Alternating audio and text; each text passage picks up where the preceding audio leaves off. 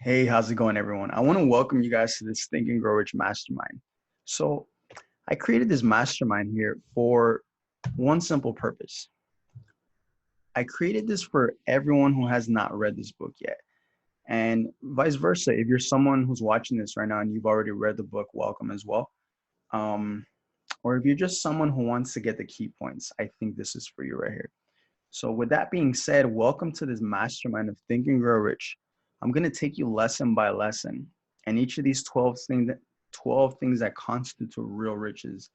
And we're going to go ahead and dive deep into these chapters and get the key points so that it's easy for you guys to understand. And not only that, but it's easier for you guys to learn as well.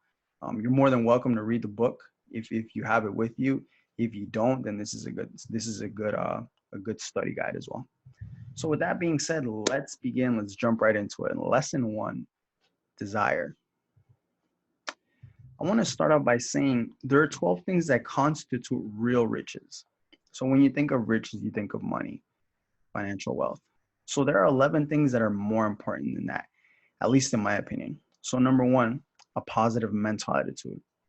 Two, sound physical health. Three, harmony in human relations.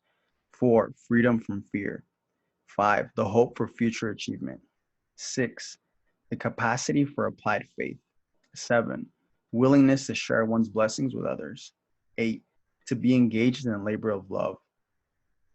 Nine, an open mind towards all subjects and all people. 10, complete self-discipline.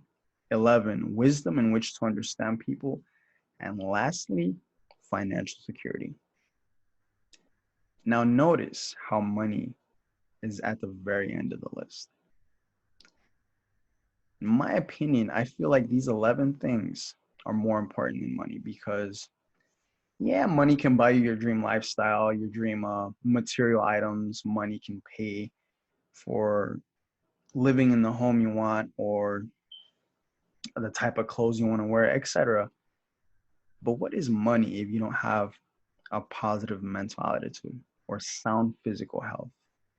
What is money if you have fear?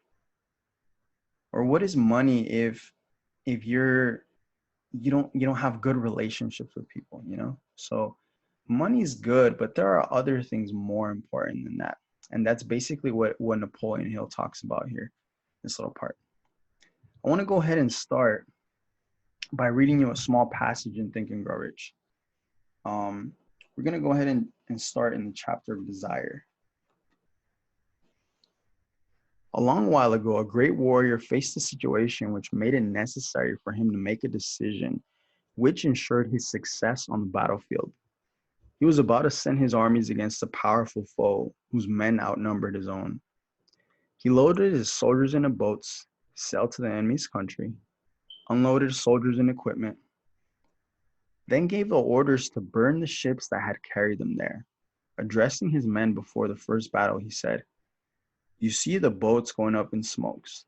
That means we cannot leave these shores alive unless we win. We now have no choice. We win or we perish." They won. Every person who wins in an undertaking must be willing to burn his ships and cut all sources of retreat. Only by doing so can one be sure of maintaining that state of mind known as a burning desire to win, essential for success. So desire, the starting point of all achievements, the first step towards riches. Desire is very important. And by this, I mean desiring one thing, at least one thing at a time. Because when it comes to manifesting, you have to focus on one, maximum two things at a time. The only time I recommend two is if they're in alignment with one another, but maximum one thing at a time. And it's very, very crucial that you know what you want. You know what you want. You have a clear crystal image of what you want. You have a clear mental picture of what you want. So if it's a certain amount of money, I know here in this chapter, as well as in the book, they use the example of money often because most people relate to it. And it's typically what most people struggle with. So this is the example used in the chapter as well as following lessons as well. So, but if money is not your objective, just replace it. Just replace it with something else, whatever it is you want. Love, You want happiness, success, a certain position in life, whatever it is you want. So 6 ways of turning desires into gold. So again, they're using the example of money here, but you can use it for whatever it is you want. So just substitute money if that's not it is what you're looking for. So 1, fix in your mind the exact amount of money you desire. 2, determine exactly what you are willing to give for the money you desire. 3, establish a date in which you intend to have the money you desire. 4, create a definite plan in which you intend to acquire the money you desire. 5, write down a clear statement of how much money you intend to acquire. What are you willing to give in order to acquire the money? And write out a date in which you expect to have the money in your possession. Read the written statement twice daily, once in the morning, once at night. See and feel yourself already in possession of the money. This is very important. We'll go over this in a later chapter. So the key points that I want you guys to know. So the first one, focus on one thing at a time. So if it's money you desire, focus on that, or focus on the outcome of what money would give you. You know, if your focus is on love, focus on your ideal partner. If you're already with someone or you desire to attract someone, focus on that one thing. Focus on one thing at a time. It's very, very crucial, because it's hard to manifest things, if at all, if you focus on multiple things at a time. I remember before, I used to desire so many things at the same time, and nothing would happen. Nothing would happen for me. So it's very crucial, and it's very important that you guys understand one thing. What's your number one biggest desire in life? Pick that and stick with it. 2, be sure it's what you really, really want. So what I would do is write down on a piece of paper all your desires, all your wants, and be sure it's what you really, really want above anything else. That's very crucial as well. 3, do not let your mind talk you out of what you really want. Just make a decision and go for it. So it's very important that you guys do not let your conscious mind or your subconscious mind talk you out of what you want. So if you really want something, don't let your mind tell you, oh, you can't do this. You don't have the means to do it. You don't have the money. You don't have the experience, the knowledge. You're too small. You're too short. You're skinny. You're tall. You're overweight. Do not let your mind talk you out of it. Make a decision, stick to it, and go for it. You don't need to know how you're going to do it. You don't need to know how you're going to do it. Just know what you want. And once you know what you want, the universe will literally pave a path for you to manifest that goal. You will manifest the people, events, circumstances, timing, everything you need in order for you to manifest that. So don't worry about how it's going to come. Don't worry about, can I do this? Don't worry about that. Just know what you want and go for it. 4, do not limit yourself. So like I said previously, do not limit yourself to anything. Don't think, oh, this is too big for me. I can't do that. I would really like it, but it's too much for me. Do not limit yourself. Just know what you want and go for it. And lastly, don't worry. Don't focus on how it's going to come. I just said that. Leave it up to the universe. I like to give this example all the time. If you go to a restaurant and you ask the waitress you place the order with the waitress, you let it go, right? You don't ask the waitress 1,000 times, when is my food going to come? When is my food going to come? You don't do that.